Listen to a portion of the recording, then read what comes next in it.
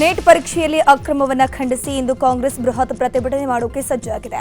ಬೆಂಗಳೂರಿನ ಫ್ರೀಡಂ ಪಾರ್ಕ್ನಲ್ಲಿ ಯುವ ಕಾಂಗ್ರೆಸ್ ಬೃಹತ್ ಪ್ರತಿಭಟನೆ ಮಾಡಲಿದ್ದು, ಸಿಎಂ ಡಿಸಿಎಂ ಸುರ್ಜೇವಾಲಾ, ಯುವ ಕಾಂಗ್ರೆಸ್ನ ರಾಷ್ಟ್ರೀಯ ಅಧ್ಯಕ್ಷ ಉದಯ್ ಭಾನು, ರಾಜ್ಯಾಧ್ಯಕ್ಷ ಮಂಜುನಾಥ್ ಗೌಡ ಭಾಗಿಯಾಗಲಿದ್ದಾರೆ. ಬೆಳಗ್ಗೆ 11 ಗಂಟೆಗೆ ಫ್ರೀಡಂ ಪಾರ್ಕ್ನಲ್ಲಿ ಪ್ರೊಟೆಸ್ಟ್ ನಡೆಯಲಿದೆ. ಬೆಂಗಳೂರಿನ ವಾಹನ ಸವಾರರಿಗೆ ಇಂದು ಟ್ರಾಫಿಕ್ ಬಿಸಿ ತಟ್ಟೋ ಸಾಧ್ಯತೆ ಕೂಡ ಇದೆ. ಮೆಜೆಸ್ಟಿಕ್ ಫ್ರೀಡಂ ಪಾರ್ಕ್ ಸುತ್ತಮುತ್ತ ಟ್ರಾಫಿಕ್ ಜಾಮ್ ಆಗೋ ಸಾಧ್ಯತೆ ಇದ್ದು, ಪೊಲೀಸ್ ಇಲಾಖೆ ಸಿದ್ಧತೆಯನ್ನು ಮಾಡಿಕೊಂಡಿದೆ. ಬೆಳಗ್ಗೆ 7:30ಯಿಂದಲೇ ಸಂಚಾರ ಮಾರ್ಗ ಬದಲಾವಣೆಯನ್ನು ಮಾಡಲಾಗಿದೆ. ಕೆಜಿ ರಸ್ತೆ ಮೂಲಕ ಮೈಸೂರು ಬ್ಯಾಂಕ್ ವೃತ್ತದಿಂದ ಬಲ ತಿರುವು ಪಡೆದು ಫ್ರೀಡಂ ಪಾರ್ಕ್ ಕಡೆಗೆ ಬರುವಂತಹ ವಾಹನಗಳು ಪ್ಯಾಲೇಸ್ ಕ್ರಾಸ್ ರಸ್ತೆಯ ಮಹಾರಾಣಿ ಅಂಡರ್ ಪಾಸ್ ರಸ್ತೆಯನ್ನು ಬಳಸುವಂತೆ ಮಾರ್ಗಸೂಚಿಯನ್ನು ಹೊರಡಿಸಲಾಗಿದೆ. ರಾಜ್ಯದ ಹಲವೆಡೆ ಮಳೆರಾಯನ ಅಬ್ಬರ ಮುಂದುವರೆದಿದೆ. ಚಿಕ್ಕಮಗಳೂರಿನ ಬಯಲು ಸೀಮೆಯಲ್ಲಿ ಬಿರುಗಾಳಿ ಸಹಿತ ಭಾರೀ ಮಳೆ ಸುರಿದಿದೆ. ಕಡೂರು ತಾಲೂಕಿನ ಜೋಡಿ ಹೋಚಿಹಳ್ಳಿ ಬಳಿ ಬಿರುಗಾಳಿ ರಭಸಕ್ಕೆ ಮರ ಬುಡ ಸಮೇತ ರಸ್ತೆಗೆ ಅಡ್ಡಲಾಗಿ ಬಿದ್ದಿದೆ.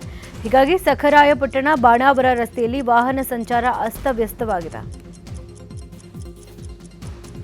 ಇನ್ನು ಭಾರೀ ಮಳೆಗೆ ಕಡೂರು ಪಟ್ಟಣದ ಕೆಎಸ್ಆರ್ಟಿಸಿ ಬಸ್ ನಿಲ್ದಾಣದ ರಸ್ತೆ, ರೈಲ್ವೆ ಅಂಡರ್ಪಾಸ್ ಸಂಪೂರ್ಣ ಜಲಾವೃತವಾಗಿದೆ.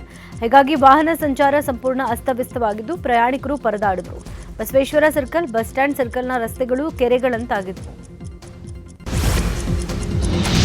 ರಾಜ್ಯದಲ್ಲಿ ಇನ್ನೇನು 2 ದಿನಗಳ ಕಾಲ ಭಾರೀ ಮಳೆಯಾಗುವಂತಹ ಸಾಧ್ಯತೆ ಇದೆ. ಈ ಹಿನ್ನೆಲೆಯಲ್ಲಿ ರಾಜ್ಯದ 9 ಜಿಲ್ಲೆಗಳಿಗೆ ಆರೆಂಜ್ ಅಲರ್ಟ್ ಮತ್ತು 18 ಜಿಲ್ಲೆಗಳಿಗೆ ಯೆಲ್ಲೋ ಅಲರ್ಟ್ ಅನ್ನು ಘೋಷಿಸಲಾಗಿದೆ. ಬೀದರ್, ಕಲಬುರಗಿ, ಯಾದಗಿರಿ, ರಾಯಚೂರು, ತುಮಕೂರು, ಚಿಕ್ಕಬಳ್ಳಾಪುರ, ಬೆಂಗಳೂರು, ಕೋಲಾರ, ಬೆಂಗಳೂರು ಗ್ರಾಮಾಂತರ ಜಿಲ್ಲೆಗೆ ಆರೆಂಜ್ ಅಲರ್ಟ್ ಮತ್ತು ಬೆಳಗಾವಿ, ಧಾರವಾಡ, ಉತ್ತರ ಕನ್ನಡ, ಹಾವೇರಿ, ಶಿವಮೊಗ್ಗ, ಉಡುಪಿ, ದಕ್ಷಿಣ ಕನ್ನಡ, ಚಿಕ್ಕಮಗಳೂರು, ದಾವಣಗೆರೆ, ವಿಜಯನಗರ, ಬಳ್ಳಾರಿ, ಚಿತ್ರದುರ್ಗ, ಹಾಸನ, ಕೊಡಗು, ಮಂಡ್ಯ, ಮೈಸೂರು, ಚಾಮರಾಜನಗರ, ರಾಮನಗರ ಜಿಲ್ಲೆಗೆ ಯೆಲ್ಲೋ ಅಲರ್ಟ್ ಅನ್ನು ನೀಡಲಾಗಿದೆ. ಇನ್ನು ಸಿಲಿಕಾನ್ ಸಿಟಿ ಬೆಂಗಳೂರಿನಲ್ಲೂ ಕೂಡ ಇವತ್ತು ಭಾರೀ ಮಳೆಯಾಗುವ ಮುನ್ಸೂಚನೆಯನ್ನ ಭಾರತೀಯ ಹವಾಮಾನ ಇಲಾಖೆ ನೀಡಿದೆ. ಈ ಹಿನ್ನೆಲೆ ಬೆಂಗಳೂರಿಗೆ 2 ದಿನಗಳ ಕಾಲ ಆರೆಂಜ್ ಅಲರ್ಟ್ ನೀಡಲಾಗಿದ್ದು, ಸಂಜೆ ಬಳಿಕ ನಗರದ ಹಲವು ಕಡೆಗಳಲ್ಲಿ 65 ಮಿಲಿಮೀಟರ್ನಿಂದ 115 ಮಿಲಿಮೀಟರ್ನಷ್ಟು ಮಳೆಯಾಗುವಂತಹ ಎಚ್ಚರಿಕೆಯನ್ನು ನೀಡಲಾಗಿದೆ. ಹೀಗಾಗಿ ಜಿಬಿಎಗೆ ಮುನ್ನೆಚ್ಚರಿಕೆ ಕ್ರಮ ವಹಿಸೋಕು ಸೂಚನೆಯನ್ನು ನೀಡಲಾಗಿದೆ. ಒಂದ್ ಕಡೆ ರಾಜ್ಯದ ಕೆಲ ಜಿಲ್ಲೆಗಳಲ್ಲಿ ಪೂರ್ವ ಮುಂಗಾರು ಮಳೆ ಅಬ್ಬರ ಜೋರಾಗಿದೆ. ಮತ್ತೊಂದು ಕಡೆ ಕೆಲ ಜಿಲ್ಲೆಗಳಲ್ಲಿ ಕುಡಿಯೋ ನೀರಿಗಾಗಿ ಹಾಹಾಕಾರ ಶುರುವಾಗಿದೆ. ಯಾದಗಿರಿ ಜಿಲ್ಲೆಯ ಹುಣಸಗಿ ತಾಲೂಕಿನ ಕನಗಂಡನಹಳ್ಳಿ, ಮಂಜಲಾಪುರ ಹಾಗೂ ಶ್ರೀನಿವಾಸಪುರ ಗ್ರಾಮಗಳಿಗೆ ಕುಡಿಯೋ ನೀರಿಗಾಗಿ ಗ್ರಾಮಸ್ಥರು ಪ್ರತಿದಿನ ಹರಸಾಹಸ ಪಡುವಂತ ಸ್ಥಿತಿ ಇದೆ. ಕಿಲೋಮೀಟರ್ ಗಟ್ಟಲೆ ಹೋಗಿ ಸಾಲಿನಲ್ಲಿ ನಿಂತು ಬೋರ್ವೆಲ್ನಿಂದ ನೀರು ತರ್ತಾ ಇದ್ದಾರೆ. ನೀರಿನ ಸಮಸ್ಯೆ ಬಗೆಹರಿಸುವಂತೆ ಸ್ಥಳೀಯರು ಆಗ್ರಹಿಸಿದ್ದು, ಸಮಸ್ಯೆ ಬಗೆಹರಿಯದೇ ಇದ್ರೆ ರಸ್ತೆಗಿಳಿದು ಹೋರಾಟ ಮಾಡೋ ಎಚ್ಚರಿಕೆ ಕೊಟ್ಟಿದ್ದಾರೆ.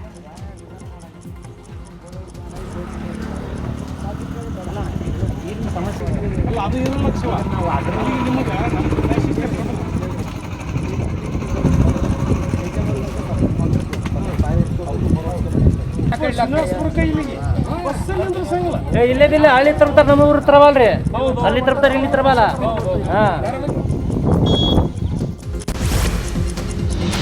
ಸಾರಿಗೆ ನೌಕರರ ಮುಷ್ಕರದ ವಿಚಾರ ಇಂದು ಪಿಐಎಲ್ ಅರ್ಜಿ ವಿಚಾರಣೆ ಹೈಕೋರ್ಟ್ನಲ್ಲಿ ನಡೆಯಲಿದೆ. ಹೈಕೋರ್ಟ್ ನ್ಯಾಯಮೂರ್ತಿ ಸೂರಜ್ ಗೋವಿಂದರಾಜು, ನ್ಯಾಯಮೂರ್ತಿ ರಾಜಯ್ಯ ಅವರ ಪೀಠದಲ್ಲಿ ವಿಚಾರಣೆ ನಡೆಯಲಿರೋದು.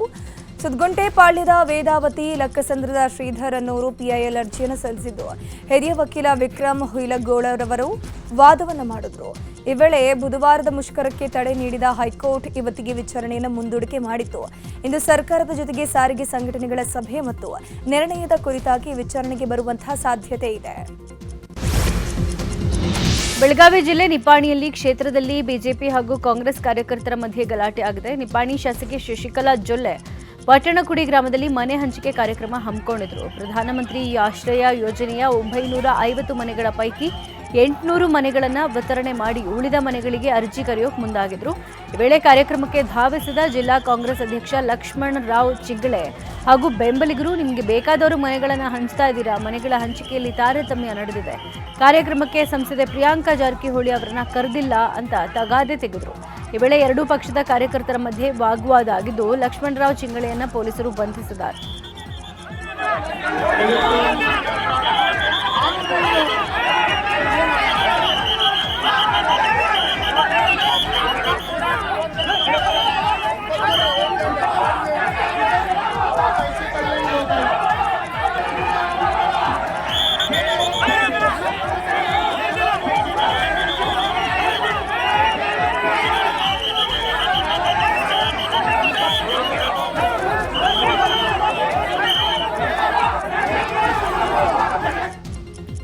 ಇನ್ನು ಕಾರ್ಯಕ್ರಮ ರದ್ದಾದ ಹಿನ್ನೆಲೆ ಶಾಸಕಿ ಶಶಿಕಲಾ ಜೊಲ್ಲೆ ಕಣ್ಣೀರು ಹಾಕಿದ್ದಾರೆ. ಚಿಕ್ಕ ಚಿಕ್ಕ ಮಕ್ಕಳ ಜೊತೆಗೆ ಮನೆ ಕನ್ಸು ಕಟ್ಕೊಂಡು ಇಲ್ಲಿಗೆ ಬಂದಿದ್ರಿ, ಆದರೆ ರಾಜಕೀಯ ಮಾಡಿ ಕಾರ್ಯಕ್ರಮ ಹಾಳು ಮಾಡಿಬಿಟ್ರು. ನಿಮ್ಮ ಕಷ್ಟ ನಂಗೆ ಅರ್ಥ ಆಗುತ್ತೆ ಅಂತ ಭಾವುಕರಾದ್ರು. 3 मुलाच्या बाळाला घेऊन आलाय, सकाळपासून बसलाय. मी एक आई होऊन समजतोय त्या बाळाचं हालत काय झालं असेल. त्या बाळाला काय खायला नाही इथं किंवा त्याला पाणी प्यायला नाहीये. घरात असलं तर आमचं बाळ किती आनंदानं जेवतंय, किती खेळतंय. परंतु तुमचं पण आशा होतं आज आमच्या हक्काच्या घर घेऊन आम्ही जाणार आहे. ಚಾಮರಾಜನಗರ ಜಿಲ್ಲೆಯ ಶಿವನಸಮುದ್ರದ ಮಧ್ಯರಂಗಕ್ಕೆ ಇಂದು ಉಪಮುಖ್ಯಮಂತ್ರಿ ಡಿಕೆ ಶಿವಕುಮಾರ್ ಭೇಟಿ ನೀಡಲಿದ್ದಾರೆ. ಶಿವನಸಮುದ್ರದ ಮಧ್ಯರಂಗದಲ್ಲಿರುವಂತಹ ಶ್ರೀ ಜಗನ್ಮೋಹನ ರಂಗನಾಥ ಸ್ವಾಮಿ ದೇವಾಲಯ 3,65,00,000 ರೂಪಾಯಿ ವೆಚ್ಚದಲ್ಲಿ ಜೀರ್ಣೋದ್ಧಾರ ಮಾಡಲಾಗಿದೆ. ಈ ಹಿನ್ನೆಲೆಯಲ್ಲಿ ಇಂದು ದಿವ್ಯ ಮಹಾಕುಂಭಾಭಿಷೇಕ ಸಂಪ್ರೋಕ್ಷಣಾ ಮಹೋತ್ಸವ ನಡೆಯಲಿದ್ದು ಉಪಮುಖ್ಯಮಂತ್ರಿ ಡಿಕೆ ಶಿವಕುಮಾರ್ ಅವರು ಕುಟುಂಬ ಸಮೇತವಾಗಿ ಭಾಗವಹಿಸಲಿದ್ದಾರೆ. ರಾಜ್ಯ ಕಾಂಗ್ರೆಸ್ ನಾಯಕತ್ವ ಬಿಕ್ಕಟ್ಟು ಮುಂದುವರೆದಿದೆ. ಪಕ್ಷದಲ್ಲಿ ಗೊಂದಲ ಹೆಚ್ಚಾಗ್ತಾ ಇರುವ ಹಿನ್ನೆಲೆ ಕರ್ನಾಟಕ ಬೆಳವಣಿಗೆಯತ್ತ ಗಮನ ಹರಿಸಿ ಅಂತ ರಾಹುಲ್ ಗಾಂಧಿಗೆ ಎಐಸಿಸಿ ಅಧ್ಯಕ್ಷ ಮಲ್ಲಿಕಾರ್ಜುನ್ ಖರ್ಗೆ ಮನವಿ ಮಾಡಿಕೊಂಡಿದ್ದಾರೆ. ಖರ್ಗೆ ಮಾತಿಗೆ ಕೆಸಿ ವೇಣುಗೋಪಾಲ್ ಕೂಡ ದನಿಗೂಡಿಸಿದ್ದಾರೆ. ಬೇಗ ಗೊಂದಲ ಬಗೆಹರಿಸಿ ಅಂತ ವೇಣುಗೋಪಾಲ್ ರಾಹುಲ್ ಗಾಂಧಿಗೆ ಹೇಳಿದ್ದಾರೆ. ಇದಕ್ಕೆ ರಾಹುಲ್ ಗಾಂಧಿ ಓಕೆ ಅಂತ ಹೇಳಿದಾರಂತೆ. ಈ ತಿಂಗಳಾಂತ್ಯದಲ್ಲೇ ನಾಯಕತ್ವ ಬಿಕ್ಕಟ್ಟಿಗೆ ತೆರೆ ಬೀಳೋ ಸಾಧ್ಯತೆ ಇದೆ. ಪಶ್ಚಿಮ ಬಂಗಾಳ ಗೆಲುವಿನ ಬಳಿಕ ರಾಜ್ಯ ಕರ್ನಾಟಕದತ್ತ ಬಿಜೆಪಿ ಹೈಕಮಾಂಡ್ ಚಿತ್ತವನ್ನು ನೆಟ್ಟಿದೆ. ಇದೇ 23ರಂದು ರಾಜ್ಯಕ್ಕೆ ಬಿಜೆಪಿ ರಾಷ್ಟ್ರೀಯ ಅಧ್ಯಕ್ಷ ನಿತಿನ್ ನಬೀನ್ ಆಗಮಿಸಲಿದ್ದಾರೆ. ಹೀಗಾಗಿ ಪೂರ್ವಭಾವಿಯಾಗಿ ಬಿಜೆಪಿ ರಾಷ್ಟ್ರೀಯ ಜಂಟಿ ಸಂಘಟನಾ ಕಾರ್ಯದರ್ಶಿ ಶಿವಪ್ರಕಾಶ್ ಬೆಂಗಳೂರಿಗೆ ಆಗಮಿಸಿದ್ರು.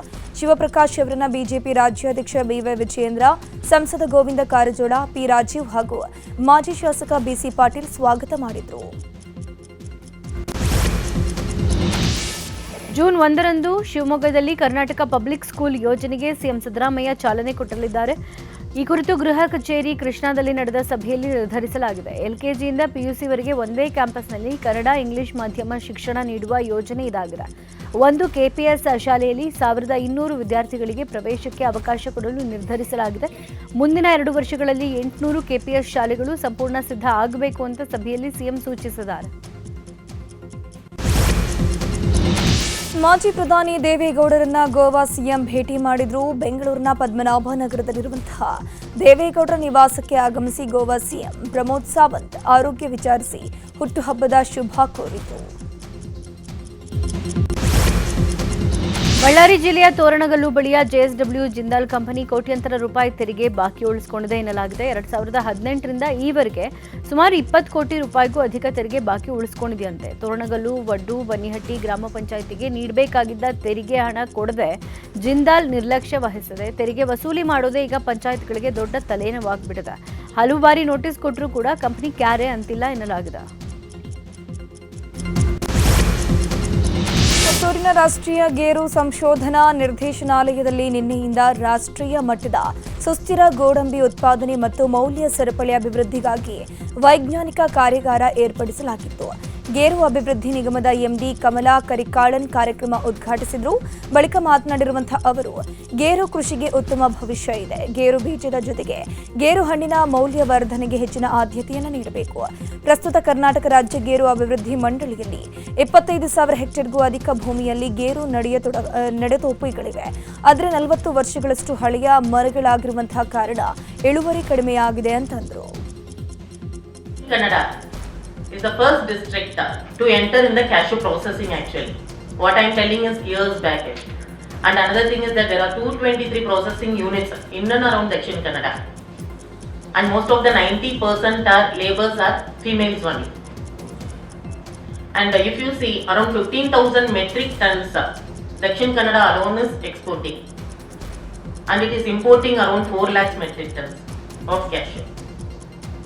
So there is a huge demand, but we are unable to supply it. So we have to work in this aspect only in such a way that we should not import cashew from other African countries, and we should meet our demands on our own. Corporation which is having the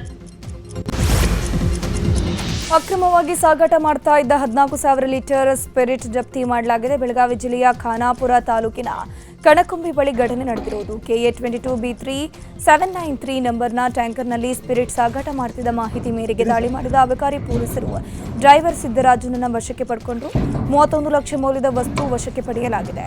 Khanapur ಅಬಕಾರಿ ಠಾಣೆಯಲ್ಲಿ ಈ ಕುರಿತಂತೆ ಪ್ರಕರಣ ಕೂಡ ದಾಖಲಾಗಿದೆ. 2009ರಿಂದ 2012ರವರೆಗೆ BBMP ಅವಧಿಯಲ್ಲಿ RR ನಗರ, ಮಲ್ಲೇಶ್ವರ ಹಾಗೂ ಗಾಂಧಿನಗರ ಕ್ಷೇತ್ರದಲ್ಲಿ ಕಾಮಗಾರಿ ಹೆಸರಲ್ಲಿ 118 ಕೋಟಿ ರೂಪಾಯಿ ಗೋಲ್ಮಾಲ್ ಆಗಿರೋ ಆರೋಪ ಕೇಳಿಬಂದಿದೆ. 310 ಇಂಜಿನಿಯರ್ಗಳ ವಿರುದ್ಧ ಕಾಮಗಾರಿ ನಡೆಸದೇನೆ ನಕಲಿ ಬಿಲ್ ಸೃಷ್ಟಿ ಮಾಡಿರೋ ಆರೋಪ ಕೇಳಿಬಂದಿದೆ. ಗ್ರೇಟರ್ ಬೆಂಗಳೂರು ಪ್ರಾಧಿಕಾರ ಒಟ್ಟು 310 ಇಂಜಿನಿಯರ್ಗಳಿಗೆ ನೋಟಿಸ್ ಕೊಟ್ಟಿದೆ. ಆದರೆ ನೋಟಿಸ್ ತಲುಪಿಸೋಕೆ ಇಂಜಿನಿಯರ್ಗಳ ಮನೆ ವಿಳಾಸನೇ ಸಿಗ್ತಿಲ್ವಂತೆ. 2009ರಿಂದ 12ರ ಅವಧಿಯಲ್ಲಿ ಕೆಲಸ ಮಾಡಿದ 310 ಇಂಜಿನಿಯರ್ಗಳ ಮಾಹಿತಿನೇ ಲಭ್ಯ ಇಲ್ಲ ಅಂತಿದೆ ಜಿಬಿಎ. ಆರ್ಆರ್ ನಗರ, ಮಲ್ಲೇಶ್ವರ ಹಾಗೂ ಗಾಂಧಿನಗರ ಕ್ಷೇತ್ರದಲ್ಲಿ ಕಾಮಗಾರಿಗಳ ಪರಿಶೀಲನೆ ನಡೆಸಿದ ನಿವೃತ್ತ ನ್ಯಾಯಮೂರ್ತಿ ನಾಗಮೋಹನ್ ದಾಸ್ ಸಮಿತಿ 118 ಕೋಟಿ ರೂಪಾಯಿ ಹಗರಣ ನಡೆದಿದೆ ಅಂತ ಸರ್ಕಾರಕ್ಕೆ ವರದಿ ಸಲ್ಲಿಸಿತ್ತು. ಇಲ್ಲ, ಇದು ಒಂದು ಹಳೆ ಕೇಸು. 2010 ಅಥವಾ 2010, 11 ಅಥವಾ 13, 10 to 14 ಕಾಲದಲ್ಲಿ ಏನೋ ಒಂದು ವರದಿ ಬಂದಿತ್ತು. ಅದರಲ್ಲಿ ಸಂಬಂಧಪಟ್ಟವರಿಂದ ಸಮಜಾಯಿಷಿ ತಗೊಂಡು ಕ್ರಮ ತಗೊಳ್ಬೇಕು ಅಂತ ಹೇಳಿ ನಾಗಮೋಹನ್ ದಾಸ್ ಕಮಿಟಿಯಿಂದ ವರದಿ ಬಂದಿತ್ತು. ಸೊ ಅದಕ್ಕೆ ನಾವು ಹುಡುಕಿ ಯಾರೆಲ್ಲ ಮಾಹಿತಿ ಇದೆ ಅವ್ರ ಕಡೆಯಿಂದ ಉತ್ತರ ತಗೊಂಡು, ಆಮೇಲೆ ಯಾರಾದರೂ ಸಿಗ್ತಾ ಇಲ್ಲ ಸಂಬಂಧಪಟ್ಟ ಇಲಾಖೆಗೆ ಮತ್ತು ಪಬ್ಲಿಕ್ ನೋಟಿಫಿಕೇಶನ್ ಕೊಟ್ಬಿಟ್ಟು ಅವರು ಏನಾದರೂ ಉತ್ತರ ಕೊಡಲಿಕ್ಕೆ ಅವಕಾಶ ಇದ್ದರೆ ನಾವು ಅದನ್ನು ತಗೊಂಡು ಆಮೇಲೆ ಸೂಕ್ತ ಕ್ರಮ ತಗೊಳ್ತೀವಿ. ಡಿಪೆಂಡ್ಸ್. ಕೆಲವು ಜನರು ರಿಟೈರ್ ಆಗಿರ್ಬೋದು, ಕೆಲವು ಜನರು ಇದ್ದಾರೆ, ಕೆಲವು ಜನರು ಬೇರೆ ಕಡೆ ಹೋಗಿದ್ದಾರೆ. ಅದಕ್ಕೆ ಸಂಬಂಧಪಟ್ಟ ಇಲಾಖೆ ಮುಖಾಂತರ ಸಹ ನಾವು ಕೊಟ್ಟಿದ್ದೇವೆ. ಎಲ್ಲಿ ಅವಕಾಶ ಇದೆ ಕೆಲವು ಜಾಗದಲ್ಲಿ ಎಲ್ಲಿ ನಮಗೆ ಮಾಹಿತಿ public notice by way of safety issued so that we get everybody to say that ನಾವು ಅವರಿಗೆ ತಲುಪಿಸ್ತೇವೆ. their last known address ಏನಾದರೂ ಚೇಂಜ್ ಆಗಿಬಿಟ್ರೆ, especially they retired, then it becomes difficult. So it is important to give them public notice. We'll finalize the reply based on whether we get an answer or not. ಮತ್ತೆ ಬಾಗಲಕೋಟೆ ಜಿಲ್ಲೆಯಾದ್ಯಂತ ಲೋಕಾಯುಕ್ತ ಅಧಿಕಾರಿಗಳು ಭರ್ಜರಿ ಭೇಟಿಯಾಡಿದ್ದಾರೆ. ಅಕ್ರಮ ಮರಳು ಅಡ್ಡೆಗಳ ಮೇಲೆ ಲೋಕಾಯುಕ್ತರು ದಾಳಿ ಮಾಡಿದ್ದಾರೆ. ಬಾದಾಮಿ, ಜಮಖಂಡಿ, ಮುಧೋಳ, ಇಳಕಲ್ ಮತ್ತು ಹನಗಂದ ತಾಲೂಕುಗಳ 24 ಪ್ರದೇಶಗಳ ಮೇಲೆ ಏಕಕಾಲಕ್ಕೆ ದಾಳಿ ಮಾಡಿ ದಂಧೆಕೋರರಿಗೆ ಬಿಸಿ ಮುಚ್ಚಿದ್ದಾರೆ. ದಾಳಿ ವೇಳೆ 65 ಟಿಪ್ಪರ್, 18 ಹಿಟಾಚಿ, 14 ಯಾಂತ್ರೀಕೃತಗಳು, ದೋಣಿಗಳು ಹಾಗೂ 6 ಟ್ರ್ಯಾಕ್ಟರ್ಗಳು, 1 ಜೆಸಿಬಿಗಳನ್ನು ಸೀಸ್ ಮಾಡಲಾಗಿದೆ. 5 ತಹಸೀಲ್ದಾರ್ಗಳ ವಿರುದ್ಧ ಲೋಕಾಯುಕ್ತ ಸುಮೋಟೋ ಪ್ರಕರಣವನ್ನು ದಾಖಲಿಸಿಕೊಂಡಿದೆ. ಅಕ್ರಮ ಮರಳು ದಂಧೆ ಕುರಿತು ನ್ಯೂಸ್ 18 ಹಲವು ಬಾರಿ ವಿಸ್ತೃತ ವರದಿಯನ್ನು ಪ್ರಸಾರ ಮಾಡಿತ್ತು. ಮೈಸೂರಿನ ಟಿ.ನರಸೀಪುರ ಪೊಲೀಸರು ಮತ್ತು ಸಿಬ್ಬಂದಿ ಕಾಲ್ನಡಿಗೆ ಗಸ್ತು ಮಾಡುವುದರ ಮೂಲಕ ಸಾರ್ವಜನಿಕರಲ್ಲಿ ಜಾಗೃತಿ ಮೂಡಿಸುತ್ತಿದ್ದಾರೆ. ಅಪರಾಧ ಪ್ರಕರಣಗಳನ್ನು ತಡೆಯುವಲ್ಲಿ ಪೊಲೀಸರಿಗೆ ಸಹಕಾರ ನೀಡುವುದು ಹಾಗೂ ಅನುಮಾನಾಸ್ಪದ ವ್ಯಕ್ತಿಗಳು ಅಥವಾ ವಾಹನಗಳು ಕಂಡುಬಂದಲ್ಲಿ ಕೂಡಲೇ ಸಂಬಂಧಪಟ್ಟ ಠಾಣೆಗೆ ಮಾಹಿತಿ ಕೊಡುವ ಬಗ್ಗೆ ಜಾಗೃತಿ ಮೂಡಿಸಿದ್ದಾರೆ. ಪಟ್ಟಣದ ಪ್ರಮುಖ ರಸ್ತೆಗಳಲ್ಲಿ ಗಸ್ತು ತಿರುಗುವ ಮೂಲಕ ಅಪರಾಧ ಕೃತ್ಯಗಳನ್ನು ತಡೆಯುವ ನಿಟ್ಟಿನಲ್ಲಿ ಸಾರ್ವಜನಿಕರ ಪಾತ್ರ ಮುಖ್ಯ ಅಂತ ತಿಳಿ ಹೇಳಿದರು. ಮಂಡ್ಯದ ಬೇಲೂರು ಗ್ರಾಮ ಪಂಚಾಯಿತಿ ಉಪ ಲೋಕಾಯುಕ್ತರು ದಿಢೀರಂತ ಭೇಟಿ ಕೊಟ್ಟಿದ್ದಾರೆ. ಈ ವೇಳೆ ಉಪ ಲೋಕಾಯುಕ್ತರಿಗೆ ಸರಿಯಾಗಿ ಸ್ಪಂದಿಸದೆ, ಕಡತಗಳನ್ನು ಕೊಡದೆ ಅಲ್ಲಿನ ಅಧಿಕಾರಿಗಳು ಕಳ್ಳಾಟ ಆಡಿರೋದಕ್ಕೆ ಬೇಸರ ವ್ಯಕ್ತಪಡಿಸಿದರು.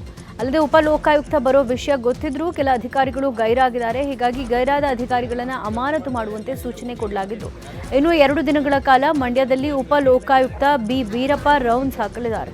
256 ಕೇಸ್ ಹತ್ಕೊಂಡ್ ಬಂದಿದ್ದೀನಿ. ಪ್ರೋಗ್ರೆಸ್ ಆಗ್ತಾ ಇಲ್ಲ, ಅದಕ್ಕೆ ಬಂದಿದ್ದೀನಿ. ಹೋಗಿದೆ 40,000 ಕಂಪ್ಲೇಂಟ್ಸ್ ಇದೆ. ನಮ್ಮ ಜನ ಬುದ್ಧಿವಂತರು ಸರ್, ಇಲ್ಲಿ ಕೊಡ್ತಾರೆ ಇನ್ಫಾರ್ಮೇಶನ್ ತಂದು ಸೈಲೆಂಟಾಗಿ ಬರ್ತಾರೆ, ನೀಟಾಗಿ ಇನ್ಫಾರ್ಮೇಶನ್ ಕೊಡ್ತಾರೆ. ಅದು ಕೊಟ್ಟರೆ ಎಷ್ಟೋ ಅನುಕೂಲ ಆಗ್ತಾ ಇದೆ. ನಮಗೆ ಪ್ರೋಗ್ರೆಸ್ ಆಗ್ತಾ ಇದೆ.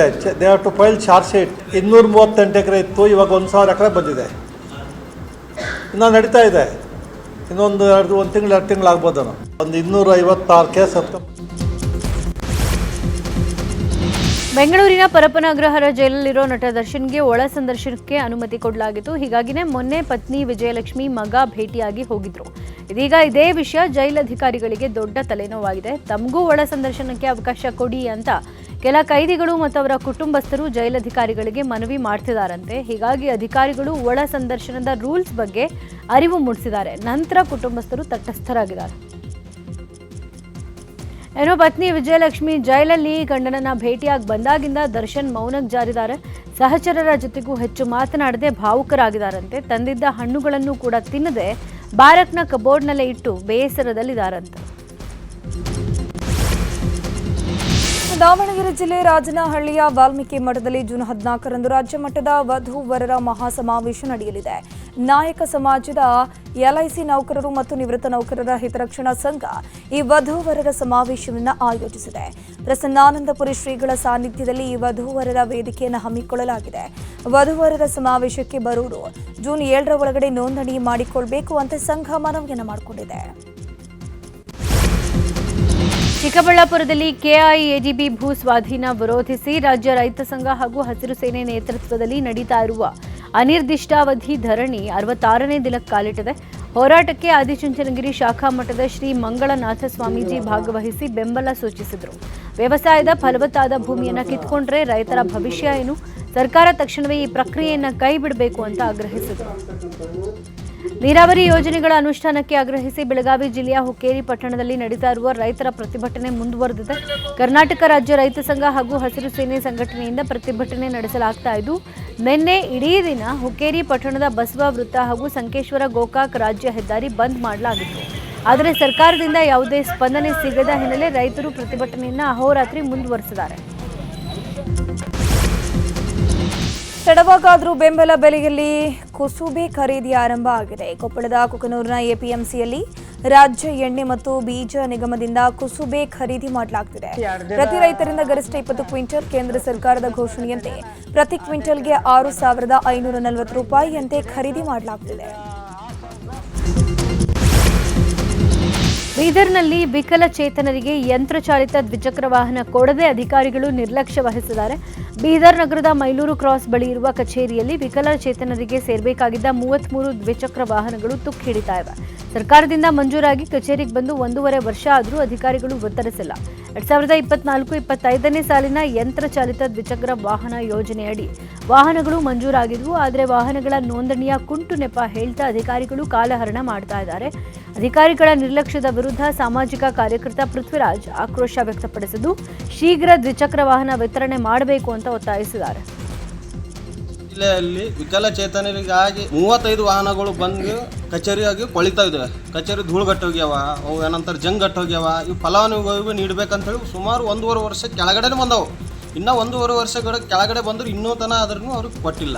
ಅವ್ರು ದಿನನಿತ್ಯ ಆ ಕ್ಷೇತ್ರದಿಂದ ಬರ್ಬೇಕಂದ್ರೆ ಒಂದೊಂದು ಕ್ಷೇತ್ರ ಇಲ್ಲಿಂದ 50 ಕಿಲೋಮೀಟರ್ 60 ಕಿಲೋಮೀಟರ್ ದಿನ ಅಲ್ಲಿಂದ ಇಲ್ಲಿಗೆ ಬರ್ಬೇಕು, ಇಲ್ಲಿಂದ ಅಲ್ಲಿಗೆ ಹೋಗ್ಬೇಕಂತಂದ್ರೆ ಓಡಾಡಿನೇ ಅವ್ರಿಗೆ ಸಾಕಾಗ್ಬಿಟ್ಟದು ಫಲಾನುಭವಿಗಳು. ಇವ್ರು ಕೊಡ್ತಾರೋ ಕೊಡಲ್ವ, ಈ ಓಡಾಡೋ ಖರ್ಚದಾಗ ನಾವೇ ತೊಗೋಬೋದಪ್ಪ ಎಂಬ ಒಂದು ಮನಸ್ಥಿತಿಗೆ ಅವ್ರು ಬಂದು ಕುಂತಾರೆ. ಈಗ ಇಂಥ ಆದರೂ ಕೂಡ ಅಧಿಕಾರಿಗಳು ಯಾಕೆ ಈ ಧೋರಣೆ ತೋರ್ತಾ ಇದ್ದಾರೆ, ನಿರ್ಲಕ್ಷ್ಯ ಯಾಕೆ ಮಾಡ್ತಾ ಇದ್ದಾರೆ? ಟೋಟಲಾಗಿ 35 ವಾಹನಗಳು ಬಂದವ್ರಿ. ಶಾಸಕರ ಅನುದಾನದಾಗ ಬಂದಿಂದ ಅಲಕವ ಮತ್ತು ಕಚೇರಿಲಿಂದ ಮ್ಯಾಲಿಂದ ಆಯ್ಕೆ ಆಗಿ ಬಂದಿಂದ ಅಲಕವ್ರಿ. ಇವು ಎಲ್ಲಾನು ಫಲಾನುಭವಿಗಳು ಲಿಸ್ಟ್ ಅದ. ಈ ಲಿಸ್ಟಿನ ಪ್ರಕಾರ ಕೊಡಲತ್ತಾ ಇಲ್ಲ ಅವರು. ಯಾಕೆ ಕೊಡ್ತಾ ಇಲ್ಲ, ಅಥವಾ ಏನಾದರೂ ಅವ್ರದ್ದು ಏನಾದರೂ ಬೇಡಿಕೆ ಇದೆಯಾ ಅಥವಾ ಏನಿದೆ ಎಂಬುದು ಭೀ ತೋರಿಸ್ತಾ ಇಲ್ಲ. ಸುಮಾರು ಒಂದು ವಾರದ ಒಳಗೆ ಐತಿಹಾಸಿಕ ಲಕ್ಕೊಂಡಿಯಲ್ಲಿರುವಂತಹ 101 ಬಾವಿ 101 ದೇವಾಲಯಗಳಿವೆ. ಶೀಘ್ರದಲ್ಲೇ ಸ್ಯಾಟಲೈಟ್ ಇಮೇಜಿಂಗ್ ಟೆಕ್ನಾಲಜಿಯ ಮೂಲಕ ಅದನ್ನು ಪತ್ತೆ ಹಚ್ಚಿ ಇಡೀ ದೇಶಕ್ಕೆ ಅನಾವರಣಗೊಳಿಸೋಕೆ ಪ್ರವಾಸೋದ್ಯಮ ಇಲಾಖೆ ನಿರ್ಧರಿಸಿದೆ. ಈ ಬಗ್ಗೆ ಬೆಂಗಳೂರಿನ ವಿಧಾನಸೌಧದಲ್ಲಿ ಎನ್ಐಎಎಸ್ ಸಂಸ್ಥೆ ವಿಜ್ಞಾನಿಗಳೊಂದಿಗೆ ಸಭೆ ನಡೆಸಲಾಗಿದೆ. 2023ರಿಂದ ಲಕ್ಕುಂಡಿಯಲ್ಲಿ 32 ದೇವಾಲಯಗಳು, 28 ಬಾವಿಗಳು ಹಾಗೂ 7 ಇತರೆ ಸ್ಮಾರಕಗಳನ್ನು ಒಳಗೊಂಡಂತೆ ಒಟ್ಟು 70ಕ್ಕೂ ಹೆಚ್ಚು ಸ್ಮಾರಕಗಳನ್ನು ಗುರುತಿಸಲಾಗಿದೆ.